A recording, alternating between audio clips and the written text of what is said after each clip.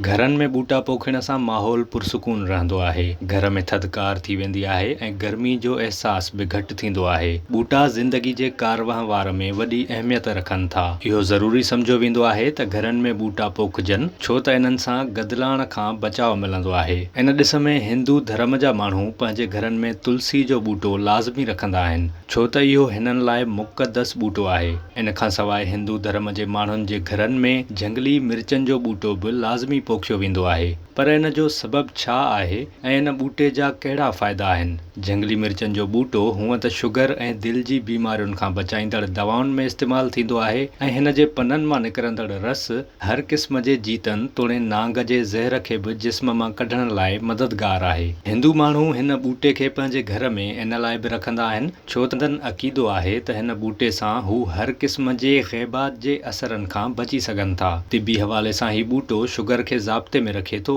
दिलि जो दौरो पवे त जिस्म में पैदा थींदड़ कमज़ोरी खे ख़तमु करण लाइ बि काराइतो आहे। हीउ जिस्म मां ज़हरीलनि मादनि खे ख़ारिज करण में बि मदद ॾिए थो, जॾहिं त जिस्म जे उज़वनि जी ख़राबी खे ठीकु करण में बि हिन ॿूटे जो वॾो किरदारु हूंदो आहे। विज़िट कयो अवामी आवाज़ मीडिया ग्रुप जी वेबसाइट awamiawaz.pk